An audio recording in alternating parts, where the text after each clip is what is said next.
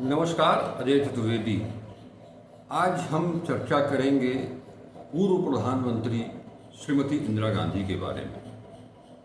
वर्तमान सरकार पिछले 11 सालों से इस देश में जो कुछ भी गलत हुआ है उसके लिए अगर किसी को दोषी ठहराते हैं तो वो एक पंडित नेहरू हैं और उसके बाद श्रीमती इंदिरा गांधी। अभी आप सबको याद होगा कि अब जून के महीने में ही क्या कुछ नहीं कहा गया, संविधान की हत्या, लोकतंत्र की हत्या, तमाम सब उसका दिवस मनाया गया। आज हम उसी पर चर्चा करेंगे।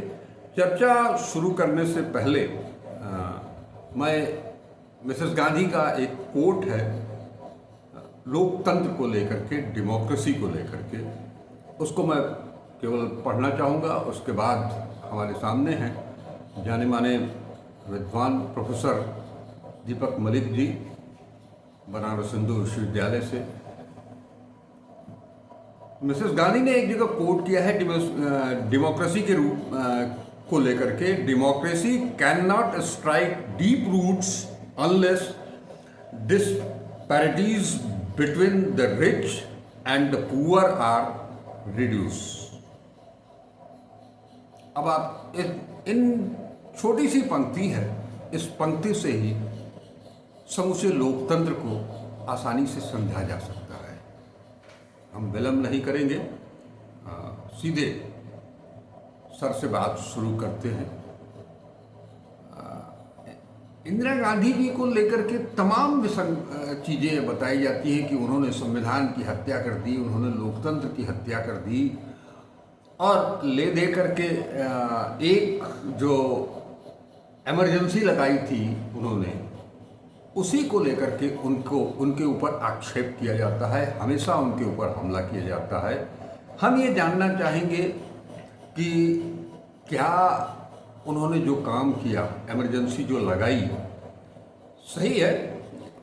आप कह सकते हैं कि वो लोकतंत्र के लिए एक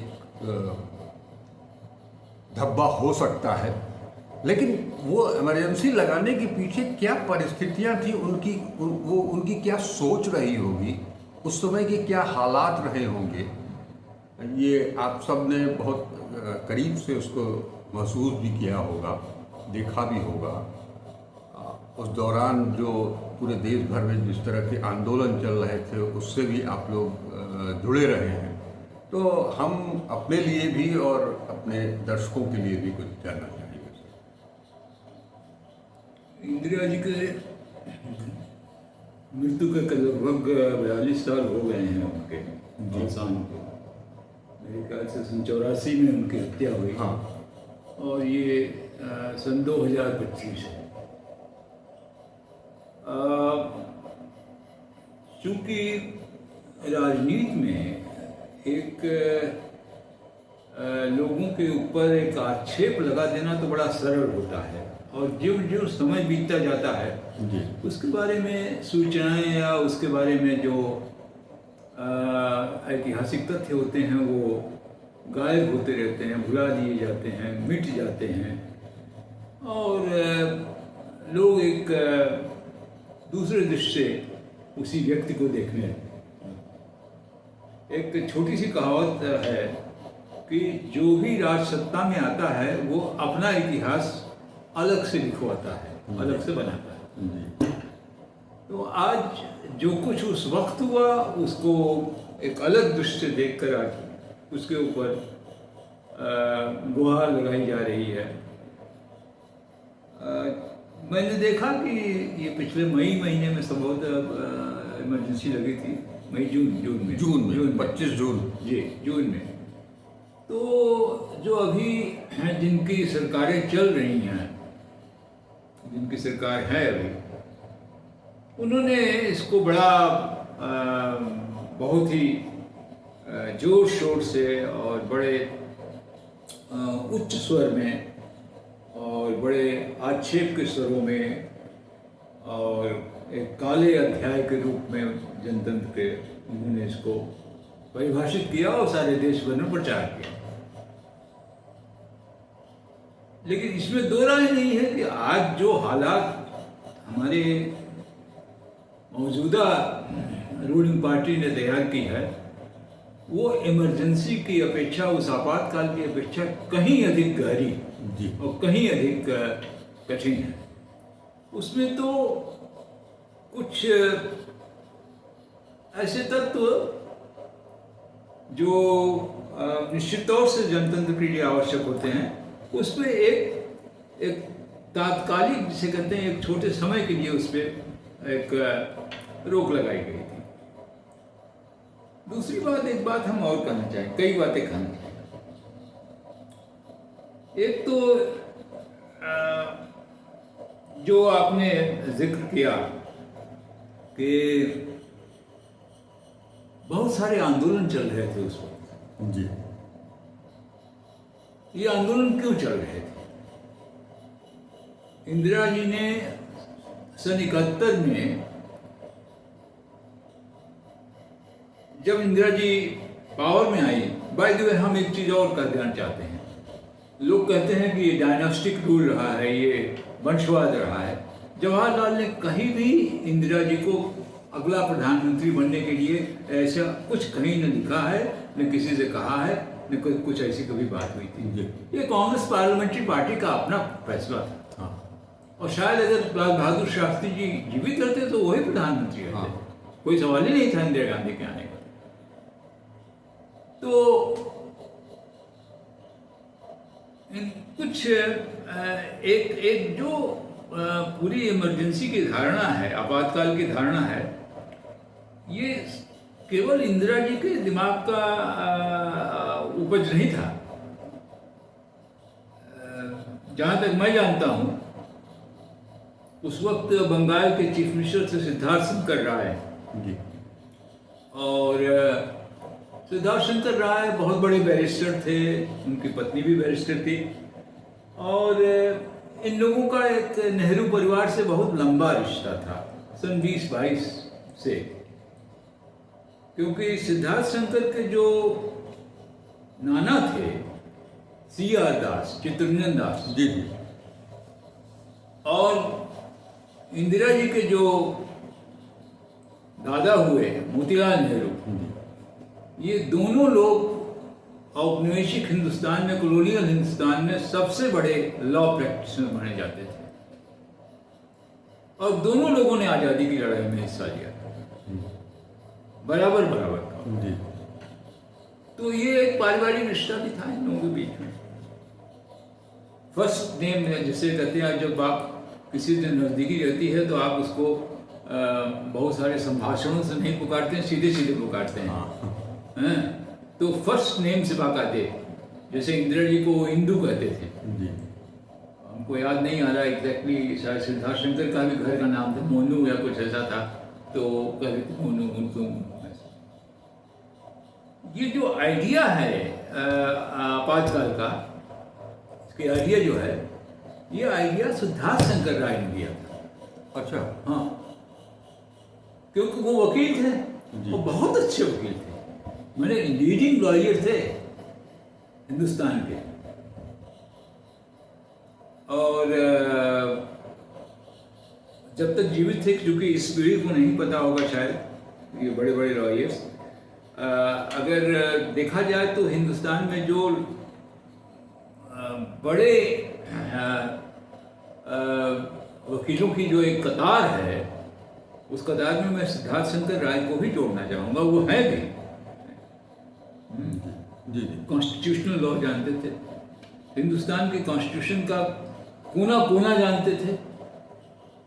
तो जब इंदिरा जी ने कहा कि भाई क्या किया जाए बताओ, इतना सब आंदोलन चल रहा है, ये सब इतनी चीज़ें हो रही, हमारे वो काम, सरकार का कामकाज रुक रहा है, तो बोले ये देखिए हमारे कॉन्स्टिट्यूशन में एक चीज़ है, अगर आप चाहती हैं, लेकिन मेरी तो राय यही है कि हमारे संविधान में है कि हम आपातकाल की घोषणा कर सकते हैं और बहुत सारे एक्टिविटीज़ को रोक दे सकते हैं, जिससे ये आंदोलन थोड़ा धीमे हो जाएंगे या रुक जाएंगे।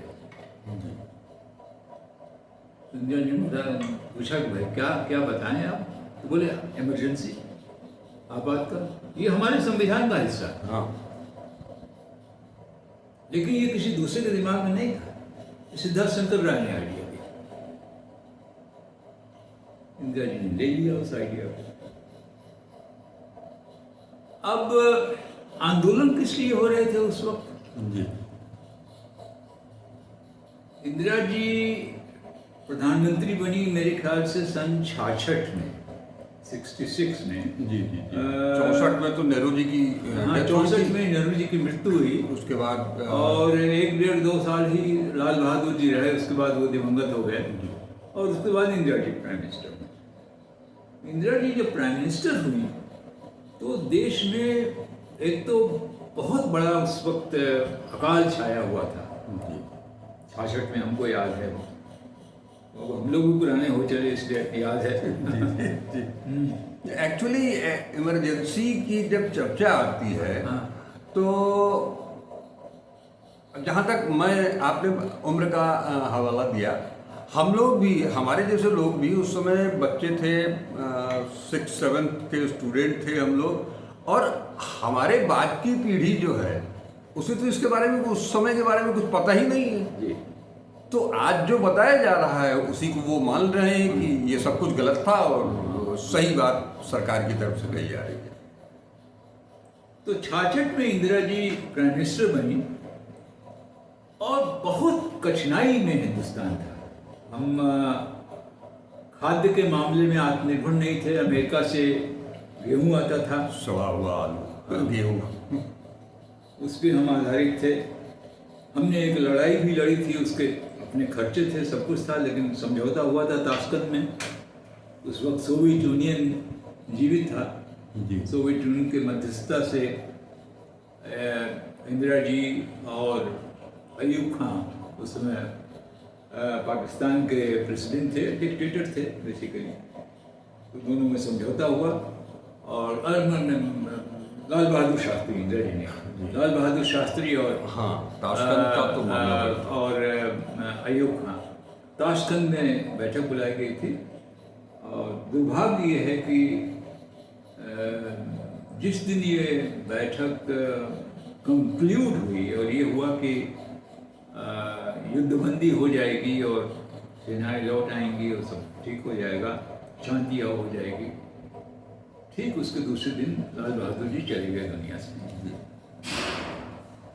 अब लोग षड्यंत्र के लिए कुछ भी कहें, कहीं कुछ कहें, वो अलग बात है, लेकिन चले गए। छोटे से आदमी थे बेचारे, बहुत अच्छा मेरे ख्याल से स्वास्थ्य नहीं रहा होगा। ठंडक तो पड़ती ही है, सोवियत यूनियन की बात थी, ताशकंद में बर्फ गिरा हुआ था काफ़ी। कुछ भी हुआ हो, जो कुछ भी हुआ हो, जैसे भी हुआ। तो इंदिरा जी जब प्राइम मिनिस्टर बनी, उसके बाद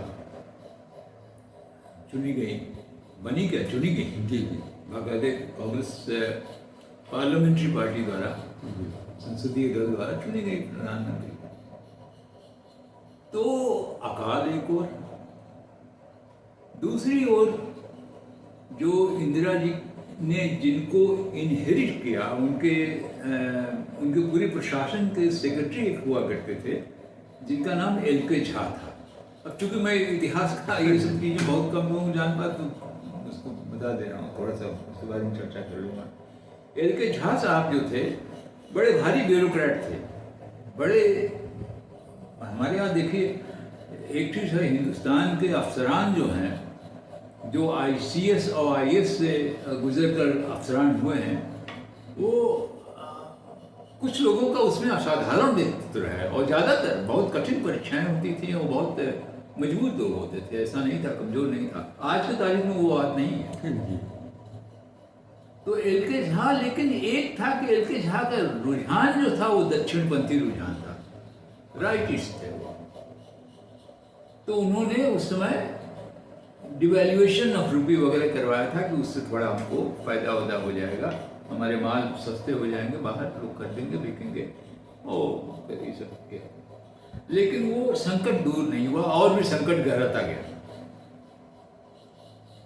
तो पहली बात तो इंदिरा जी ने किया क्या कि 6-8 महीने बाद मेरे ख्याल से झा साहब स्वयं शायद रिटायरी हो रहे थे, उनका टर्म खत्म हो रहा था, उन्होंने PN हक्सर को अपना सेक्रेटरी बनाया। और हक्सर जो थे वो बैरिस्टर थे पेशे से एक ज़माने में, बाद में भारत सरकार का काम करते थे। और जिस समय वो सेक्रेटरी हुए इंदिरा जी के, शायद वो लंदन में हमारे डिप्टी हाई कमिश्नर थे। लेकिन हक्सर साहब की एक दृष्टि थी, हक्सर साहब नेहरूवियन थे, नेहरूवियन दृष्टि के आदमी थे, दक्षिण पंथ वाले नहीं थे। तो हक्सर साहब ने आते ही 67 में चुनाव हुए, असेंबलियों में चुनाव हुए। चुनाव में कांग्रेस पार्टी बुरी तरह से हारी, करीब 6-7 सूबे में एकदम से, पंजाब से शुरू करके बंगाल तक में कांग्रेस पार्टी हार गई। उस वक्त बड़े चढ़ते हुए सूरज की तरह नेता थे राम मनोहर लोहिया। तो राम मनोहर लोहिया कहते थे कि अगर आप, पंजाब में एक ट्रेन चलती है, वो आज भी चलती है, अमृतसर से कलकत्ता आती है, हावड़ा जाती है।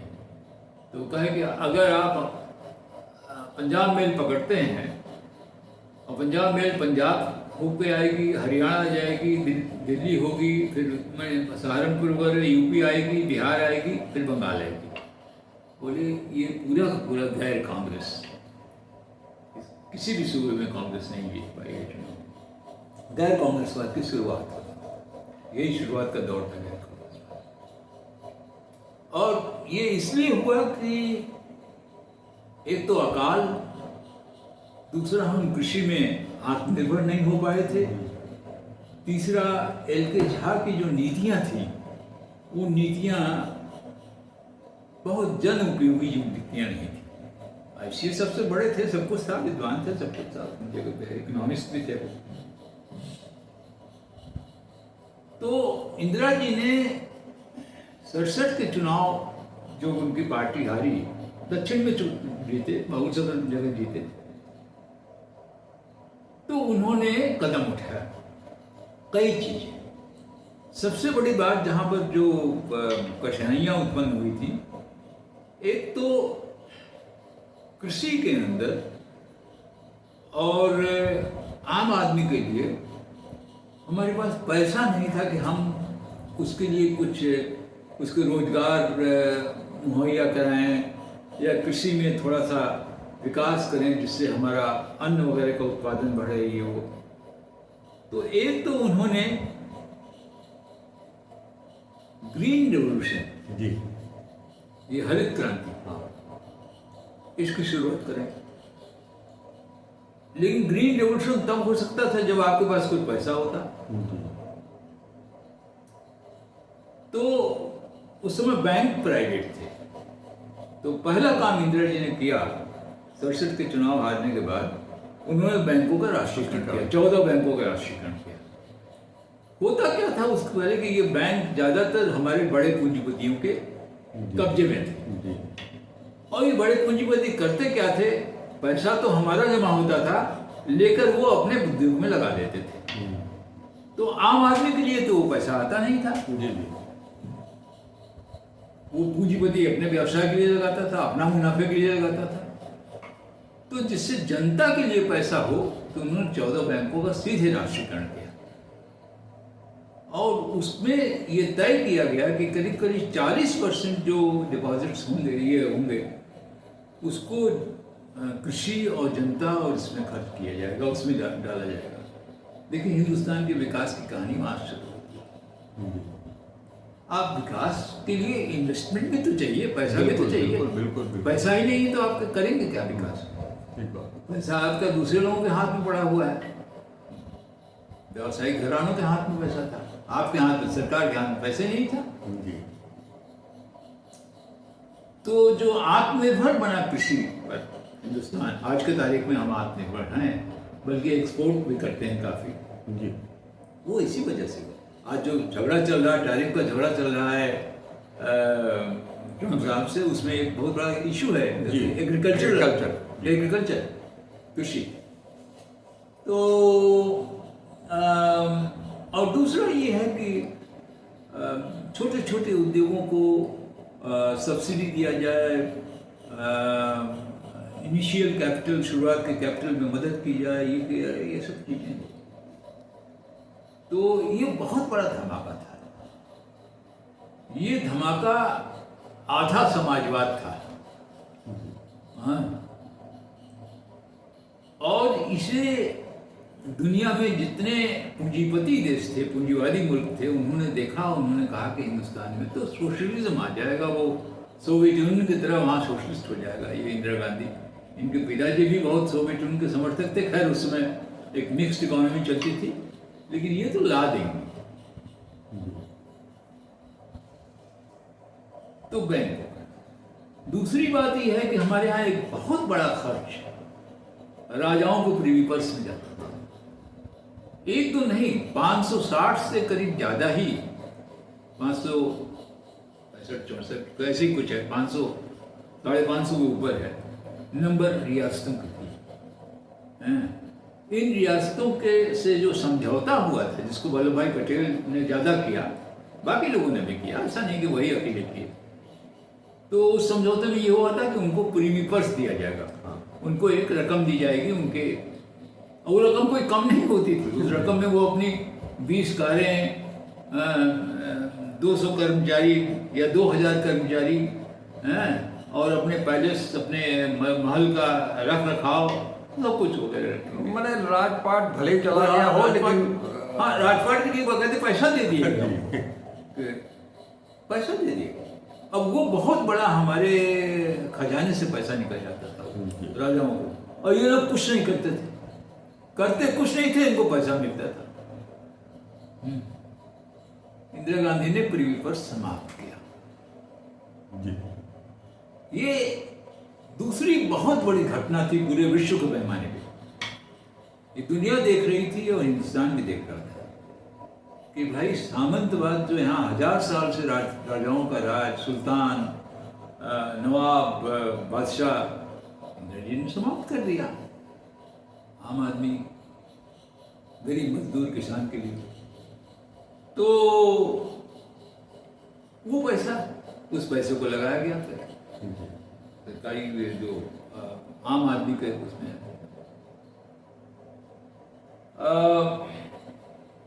तो दो बहुत बड़े कदम ये हुए, प्रीवी पर्स की समाप्ति और बैंकों का नेशनलाइजेशन।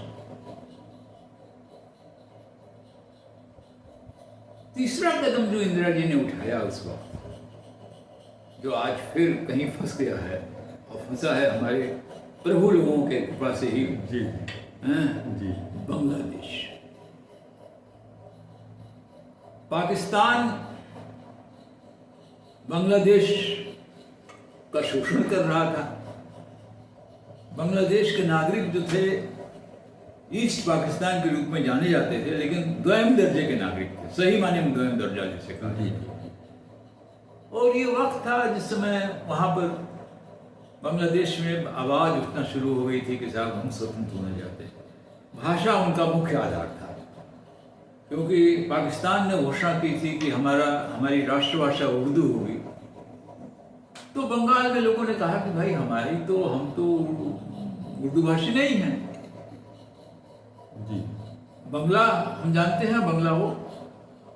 और बाय द वे, पश्चिमी पाकिस्तान से पूर्वी पाकिस्तान की पॉपुलेशन, जनसंख्या ज्यादा थी, तो उनका क्लेम भी था उनका कि हमारे बांग्ला को आप राष्ट्रभाषा बनाइए, अब उर्दू क्यों बनाएंगे।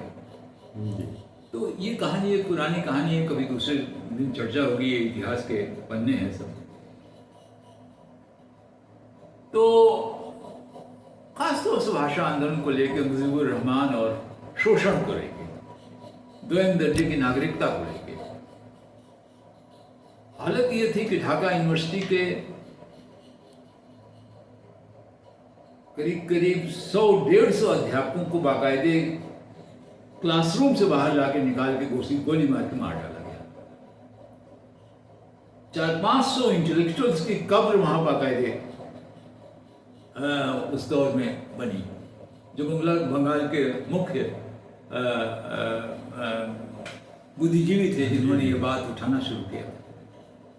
कोई कम अत्याचार नहीं था। जब हम जर्मनी के बारे में, इधर के बारे में, आज इजराइल के बारे में, फलस्तीन के बारे में देख रहे हैं, सुन रहे हैं, ये सब बातें हो रही हैं, लगभग इस तरह की कहानी एक बांग्लादेश के साथ भी जुड़ी हुई है। ये अपने से नहीं हो गया था। तो इंदिरा जी ने मदद की उस लड़ाई में, और आज अगर बांग्लादेश बना है तो अगर किसी को के ऊपर सेहरा बांधा जा सकता है तो उसमें दो राय नहीं कि इंदिरा जी के, जी निश्चित तौर पर इंदिरा जी को उसका श्रेय मिलना चाहिए। श्रेय मिलना चाहिए। सोवियत यूनियन उस वक्त हमारे साथ था, उन्होंने साथ दिया। अमेरिका में किसिंजर साहब, निक्सन किसिंजर का राज था, निक्सन प्रेसिडेंट थे, किसिंजर उनके सेक्रेटरी ऑफ स्टेट थे। किसिंजर ने कहा, उनके जीवनी में है, मैंने उस जीवनी को पढ़ा है, उन्होंने कहा कि मैंने एडवाइस किया प्रेसिडेंट को कि हिंदुस्तान पे एटम बम बरसा दीजिए। कि क्या कर रहा है हिंदुस्तान, क्यों पाकिस्तान को तोड़ रहा है, ये हालत थी। लेकिन इसके बावजूद इंदिरा जी ने ये लड़ाई लड़ी और हम लड़ाई जीते जी। और बांग्लादेश बना। आज दुर्भाग्य है कि ये अमित शाह और मोदी का की राजनीति में जिस तरह से धर्म का दुरुपयोग किया गया है, उसके चलते बांग्लादेश में धीरे धीरे धीरे धीरे पिछले 10-15 साल में इस तरह का वातावरण बन गया कि आज वहाँ मौलवियों का राज लौट है। जी, फिर से वही स्थिति, फिर से वही स्थिति हो। लेकिन उस स्थिति के लिए मैं जिम्मेदार एक हद तक मानता हूँ इन लोगों को। ये हमारे यहाँ जो शासक बन गए, अगर इन्होंने इस तरह का प्रचार न किया होता, ये आज भी बेचारी जो शेख हसीना है दिल्ली में रहती हैं, दिल्ली उनको आश्रय मिला हुआ राजनीतिक आश्रय, लेकिन वो याद करती हैं वो करीब 5-6 साल यहाँ पर थी जिसमें शेख मुजीबुर रहमान की हत्या हुई। इंदिरा जी की मेहमान थी, इंदिरा जी बाकायदे इंदिरा जी के व्यक्तिगत मेहमान थी, हैं, और अभी भी याद करती हैं और इन लोगों से भी करती हैं। ये लोग तो बड़े इंदिरा विरोधी हैं, हमारे जो नए प्रभु वर्ग हैं, लेकिन उनसे भी वो ये बात तो कहती नहीं है। कोई इस बात को छिपा नहीं सकता। हम तो बांग्लादेश गए हुए हैं, ढाका वगैरह, तो ढाका में जो इंदिरा जी की इमेज है वो एक लिबरेटर की है, और सही बात है। जी जी। एक तो दो एलिमेंट हैं ढाका में दिखलाई पड़ते थे हमको। एक तो इंदिरा जी को जो स्कूल, कॉलेज, मेडिकल कॉलेज ये वो नया बने, किसका नाम दे भाई, इंदिरा जी के नाम पे दे दीजिए, Indira Gandhi memorial so and so, Indira Gandhi memorial so and so. और दूसरी एक बहुत बड़ी इज्जत वहाँ सोवियत यूनियन की थी, क्योंकि सोवियत यूनियन ने मदद की थी उस समय, अमेरिका के खिलाफ खड़ा हुआ था बिल्कुल। और हमारी उसी समय सोवियत यूनियन से, रूस से हमारा समझौता हुआ था उस वक्त, इंडो सोवियत ट्रीटी साइन हुई थी इसी बांग्लादेश के संदर्भ में। तो ये घटनाएं थी, ये 3 घटनाएं बहुत महत्वपूर्ण घटनाएं हैं। ये दुनिया के पूंजीपति वर्ग को और हिंदुस्तान के पूंजीपति वर्ग को या यहाँ के सामंत वर्ग को ये स्वीकार नहीं था, क्योंकि वो रिजेक्ट हो रहे थे इतिहास से, और इसीलिए आंदोलन चल रहे थे। आंदोलन इसलिए नहीं चल रहा था कि जनता को कुछ मिले, आंदोलन इसलिए चल रहा था कि बैंकों का नेशनलाइजेशन क्यों हुआ, नहीं होना चाहिए, वही बिरला, टाटा, डालमिया के पास लौटा दिया जाए। बांग्लादेश क्यों हुआ, वगैरह वगैरह। प्रीवियस अटल बिहारी वाजपेयी, अपने हम अटल बिहारी वाजपेयी को एक हद तक थोड़ा बहुत बेहतर आदमी मानते हैं, बेहतर शासक भी मानते हैं, लेकिन यही वाजपेयी जी का भाषण है संसद में, लोकसभा में, ये तो हमारे राजा थे, इन्होंने ही तो भारतवर्ष को बनाया था, आपने खत्म कर दिया। इंदिरा जी की भयंकर आलोचना उन्होंने की है प्रिवी पर्स के सवाल पे। लेकिन जिस समय इंदिरा जी ने बांग्लादेश बनाया तो उन्होंने कहा कि आप दुर्गा हैं जी। हाँ, यही संसद में खड़े होकर अटल बिहारी वाजपेयी ने कहा कि मैं अपने सामने एक दुर्गा को देख रहा हूँ, दुर्गा है। तो लाखों लोग मारे गए वहां, लाखों लोगों की हत्या हुई। इसको इंदिरा जी ने लिया। ये 3 चीजें थी, इन तीनों चीजों के खिलाफ अमेरिका था। सबसे बड़ा तो अमेरिका था, चीन भी था इसके खिलाफ। ये अमेरिका चीन की दोस्ती उसी समय शुरू हुई थी। और पाकिस्तान तो था ही। जी।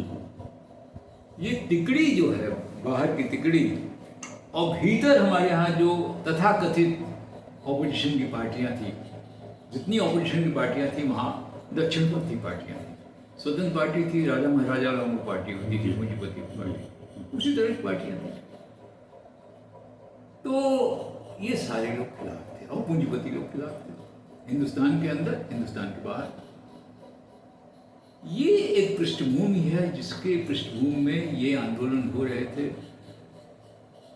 और ये जो इंदिरा जी कहती हैं कि हमने जनतंत्र को बचाने के लिए इमरजेंसी किया, उसमें कुछ हद तक ये बात सही है। अगर इस तरह का आंदोलन, अगर उसको रास्ते में नहीं लाया जाता तो बड़ा मुश्किल हो जाता। हिंदुस्तान में एक CIA से प्रायोजित एक जो पूरा वो है, उस तरह का एक रास्ता बन जाता है और डेमोक्रेसी खत्म हो जाती है। और इन सब के पीछे एक चीज जो हम कहना चाहते हैं, इन तीनों जो कदम उठाए गए थे, इन कदमों के खिलाफ CIA बाकायदे एक्टिव ढंग से काम कर रहा था, इसकी भी सूचना थी। क्योंकि उस समय सोवियत यूनियन जीवित था और सोवियत यूनियन से बहुत अच्छे संबंध थे हम लोग के। और मुझे व्यक्तिगत रूप से भी बहुत लोगों ने बताया, यहाँ तक कि उस समय कुछ लोग जो इंदिरा जी के कैबिनेट में मंत्री थे, उन लोगों ने हमसे कहा कि किस तरह से सोवियत के जो इंटेलिजेंस एजेंसी थी, उन्होंने बताया कि क्या क्या दुनिया में सोचा जा रहा है हिंदुस्तान के बारे में। तो देखिए, ये पृष्ठभूमि है इमरजेंसी की। ये परिचर्चा को आज हम यही विराम देते हैं, लेकिन ये परिचर्चा अभी पूरी नहीं है। इस परिचर्चा का शेष भाग हम अगले एपिसोड में प्रस्तुत करेंगे। आप अगला एपिसोड भी देखना कतई न भूलें, क्योंकि जो जानकारियां मलिक साहब ने दी हैं वो जानकारी आज की पीढ़ी के लिए, नौजवानों के लिए बेहद जरूरी है। तो हम फिर मिलते हैं नए इस विचारधारा के, इस परिचर्चा की अगली कड़ी के साथ अगले एपिसोड में। तब तक के लिए आज्ञा दें। नमस्कार, अजय द्विवेदी।